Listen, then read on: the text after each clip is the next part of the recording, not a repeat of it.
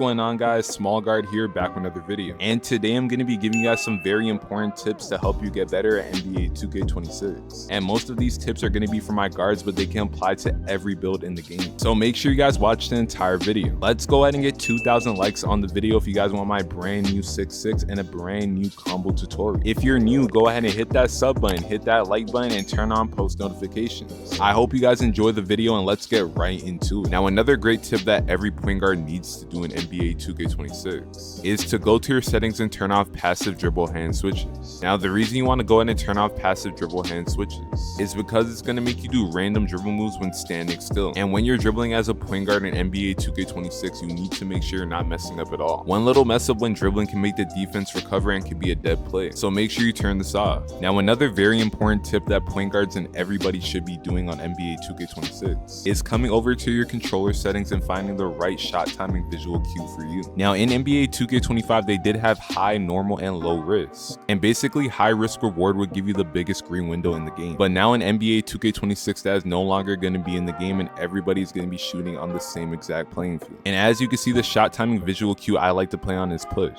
So if you're a point guard, go ahead and try that out. Now, another very important setting you need to go ahead and turn off in NBA 2K26 is going to be auto lob to moving receiver. Now, you don't want to have this on because it's going to give you random lob passes when trying to pass to your teammates, and all these passes are going to be very easy to steal. So make sure if you're a point guard especially that you go ahead and turn this off. Now, another very important tip that can actually help you get better and understand NBA 2K26 is turning on your shot feedback to all shots. Now, the reason why I'm saying this is going to help you get a lot better at NBA 2K26 is because when you turn your shot feedbacks on to all shots, you're going to be able to see if you're taking good and bad shots. And the more you know what shots are good shots and what shots are really bad shots, that's going to help you get even better at NBA 2K26 and really understand the game. So make sure you go ahead and go to your shot feedbacks and turn it on to all shots. Now, right here, another very important tip that everybody needs to do on NBA 2K26 is to go ahead and turn off their shot meter. Now, it's been a thing in NBA 2K for a while now that if you turn off your shot meter, you're going to get a boost to your jump shot. And this year in NBA 2K26, that is not going to change. You're going to get up to a 9% boost when turning off your shot meter. So make sure you come over to customize HUD and turn it off. Now, another very important tip that can help you get better at NBA 2K26 if you're playing on point guard or any build is practicing anything in the mycareer. Now, some of you right away may say that the mycareer has a different delay than park in other game modes, but if you go in your mycareer, you actually can set it up to where it's online delay, and all you have to do is switch your mycareer from offline to online, and once you hop back on your mycareer, you're going to feel that online delay, and you can go ahead and practice anything here, your jump shot and even your dribble moves. So make sure you turn your mycareer online so you can get the most realistic feel while practicing. Now, another very important thing every guard must do in NBA 2K26 is to try using rhythm shooting if you're struggling using X. Now, a lot of people may argue that rhythm shooting does not have a big advantage over X, and in my opinion, it does. When rhythm shooting in NBA 2K26, you can make half bars, earlies, and even bounce backs, and all you're gonna have to do is green your time. Now, I know a lot of people may go down in the comments and defend rhythm shooting and say it's the same as X because you're only greening the timing, but when rhythm shooting, you have way more control over your shot. The shots that get sped up or slowed down when using X, you're able to fully adjust and control that when using rhythm shooting, so that alone is going to be a huge advantage over X.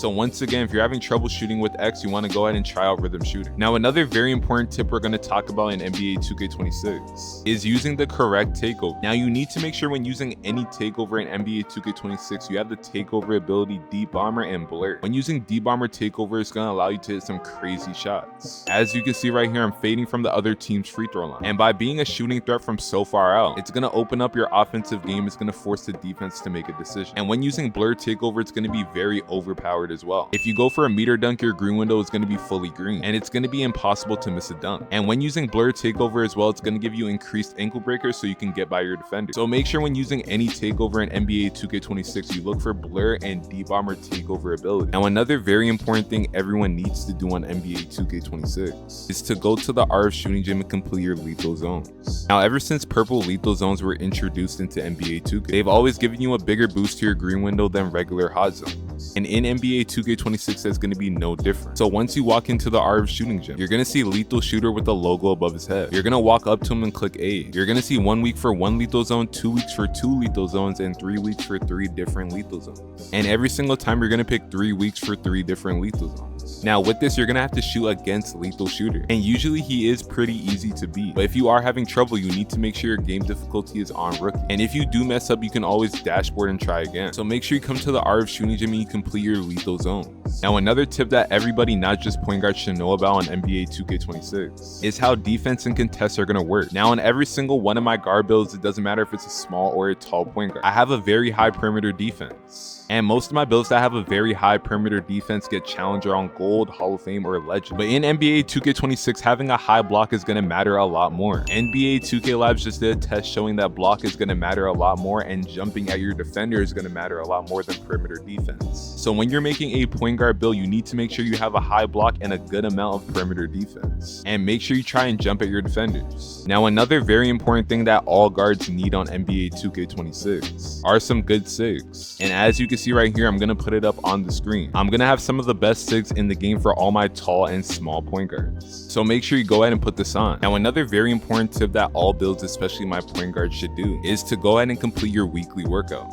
Now what weekly workouts are gonna do is gonna increase your stamina and give you an extra bar of Gatorade. And the more stamina you have, it's gonna be easier to shoot and even dribble. When you're playing on point guard, you need to dribble a lot to get wide open, and you don't want to be out of stamina completely after doing 2 moves.